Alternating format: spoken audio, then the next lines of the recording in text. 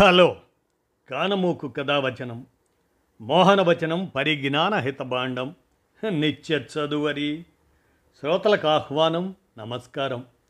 చదవదగునెవరు రాసిన తదుపరి చదివిన వెంటనే మరువక పలువురికి వినిపింపబూనిన అది ఏ పరిజ్ఞాన హితభాండమవు పో మహిళ మోహనవచనమై విరాజిల్లు. పరిజ్ఞాన హితభాండం లక్ష్యం ప్రతివారీ సమాచార హక్కు. ఆ స్ఫూర్తితోనే ఇప్పుడు డాక్టర్ లోపా మెహతా వీలునామా కనువిప్పు, living will of doctor Lopa Mehta an eye opener అనే అంశాన్ని ఇప్పుడు మన కానమోకు కథావచన శ్రోతలకు మీ కానమోకు స్వరంలో వినిపిస్తాను, వినండి. డాక్టర్ లోపా మెహతా వీలునామా కనువిప్పు. ఇక వినండి. శరీరం సహకరించటం ఆపేసినప్పుడు, కోలుకునే అవకాశం లేనప్పుడు నాపై చికిత్సలు చేయవద్దు అంటూ డాక్టర్ లోపా మెహతా ముంబైలోని జిఎస్ మెడికల్ కాలేజీలో ప్రొఫెసర్. అక్కడ ఆమె అనాటమీ విభాగం అధిపతిగా పనిచేశారు. ఆమె తన 78వ ఏట ఓ లివింగ్ విల్ రాసుకున్నారు. అందులో ఆమె స్పష్టంగా ఇలా పేర్కొన్నారు: శరీరం సహకరించటం ఆపేసినప్పుడు, కోలుకునే అవకాశం లేనప్పుడు నాపై చికిత్సలు చేయవద్దు. వెంటిలేటర్లు వద్దు, ట్యూబులు వద్దు, ఆసుపత్రులు అనవసరమైన హడావుడి వద్దు. నా చివరి క్షణాలు ప్రశాంతంగా గడవాలి. అక్కడ చికిత్సల కోసం చేసే మొండి పట్టుదల కన్నా వివేకానికి ప్రాధాన్యత ఉండాలి. డాక్టర్ లోపా ఈ పత్రాన్ని రాయడమే కాకుండా మరణం గురించి ఒక పరిశోధనా పత్రాన్ని కూడా ప్రచురించారు. అందులో ఆమె మరణం అనేది సహజమైన, నిశ్చితమైన మరియు జీవశాస్త్ర ప్రక్రియ అని స్పష్టం చేశారు. ఆమె వాదన ప్రకారం ఆధునిక వైద్యశాస్త్రం మరణాన్ని ఒక స్వతంత్ర భావనగా ఎప్పుడూ చూడలేదు. వైద్యశాస్త్రం ఎప్పుడూ మరణం ఏదో ఒక వ్యాధి వల్లే వస్తుంది అని, ఆ వ్యాధికి చికిత్స చేస్తే మరణాన్ని ఆపవచ్చని భావిస్తుంది. కానీ శరీర విజ్ఞానం అంతకు మించి చాలా లోతైనది. ఆమె ఇలా వాదిస్తున్నారు: శరీరం అనేది నిరంతరం పనిచేసే యంత్రం కాదు, అది ఒక పరిమిత వ్యవస్థ. దీనికి ఒక నిర్దిష్టమైన ప్రాణశక్తి ఉంటుంది. ఈ శక్తి ఏదో ఒక నిల్వ చేయబడ్డ ట్యాంకు నుంచి లభించదు, సూక్ష్మ శరీరం నుంచి వస్తుంది. ఈ సూక్ష్మ శరీరం అనేది ప్రతి ఒక్కరూ అనుభవించేదే, కానీ కనిపించనిది. మనస్సు, బుద్ధి, జ్ఞాపకాలు మరియు చైతన్యం ఇవన్నీ కలిపి ఏర్పడిన ఒక వ్యవస్థ అది.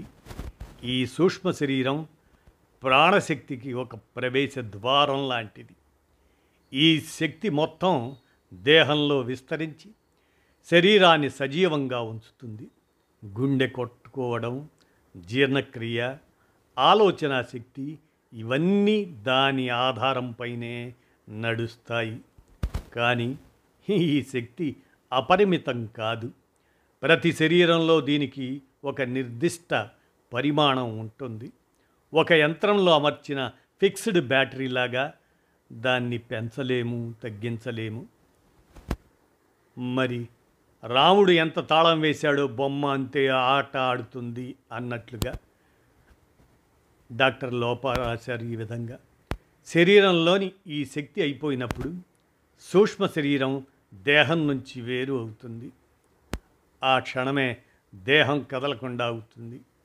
మనం అంటాం దీన్నే ప్రాణం పోయింది అని. ఈ ప్రక్రియ వ్యాధితో సంబంధం ఉన్నది కాదు, లేదా ఏ తప్పుతోనూ సంబంధం ఉన్నది కాదు. ఇది శరీర అంతర్గత లయ. ఇది గర్భంలోనే మొదలవుతుంది, పూర్తయి మరణానికి చేరుకుంటుంది. ఈ శక్తి ప్రతి క్షణం ఖర్చు అవుతూనే ఉంటుంది. ప్రతి క్షణం, ప్రతి అవయవం దాని జీవితకాలాన్ని పూర్తి చేసుకుంటుంది. మరియు మొత్తం దేహం యొక్క కోట పూర్తయినప్పుడు శరీరం శాంతంగా ఉంటుంది.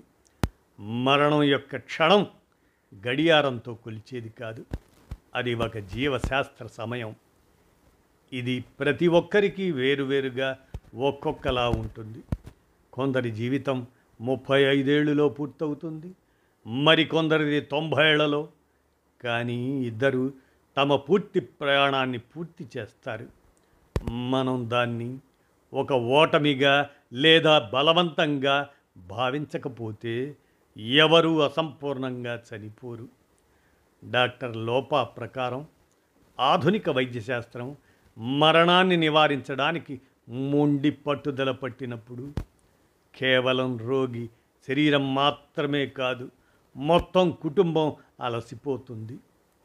ఐసీయూలో 1 నెల శ్వాస కోసం పెట్టే ఖర్చు కొన్నిసార్లు జీవితకాల పొదుపును నాశనం చేస్తుంది. బంధువులు చెబుతూ ఉంటారు, ఇంకా ఆశ ఉంది, కానీ రోగి శరీరం ఎప్పుడో చెప్పేసి ఉంటుంది ఇక చాలు అని. అందుకే ఆమె రాశారు, నా సమయం వచ్చినప్పుడు నన్ను కేవలం కేఈఎం ఆసుపత్రికి తీసుకురండి, అక్కడ అనవసరమైన జోక్యం జరగదని నాకు నమ్మకం ఉంది. చికిత్స పేరుతో దూరగామి బాధలు కలిగించరు. నా శరీరాన్ని ఆపొద్దు, దాన్ని వెళ్ళిపోనివ్వండి. కానీ ప్రశ్న ఇది, మనం మన కోసం ఇలాంటిదేమైనా నిర్ణయించుకున్నామా? మన కుటుంబం ఆ కోరికను గౌరవిస్తుందా?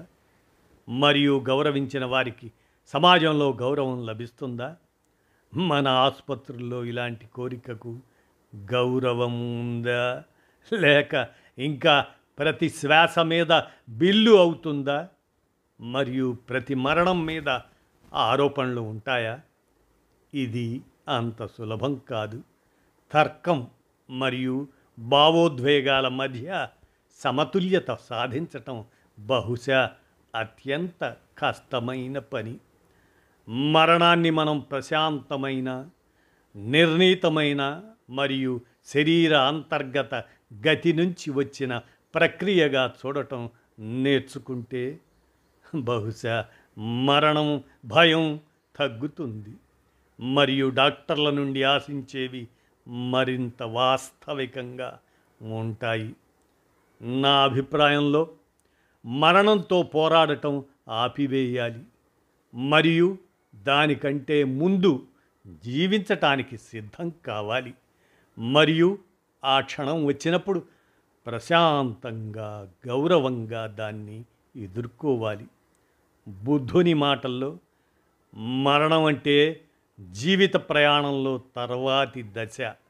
అందుకే నిజమైన ఈ స్థితిని మనం గమనించగలగాలి అంటూ డాక్టర్ లోపా మెహతా వీలునామాగా అందజేసి కనువిప్పు కలిగించే అంశాన్ని మన కానమోకు కథావచన శ్రోతలకు living will of doctor Lopa Mehta an eye opener అని అంటూ అవగాహన నిమిత్తం ఈ అంశాన్ని మన కానమోకు కథావచన శ్రోతలకు మీ కానమోకు స్వరంలో వినిపించాను.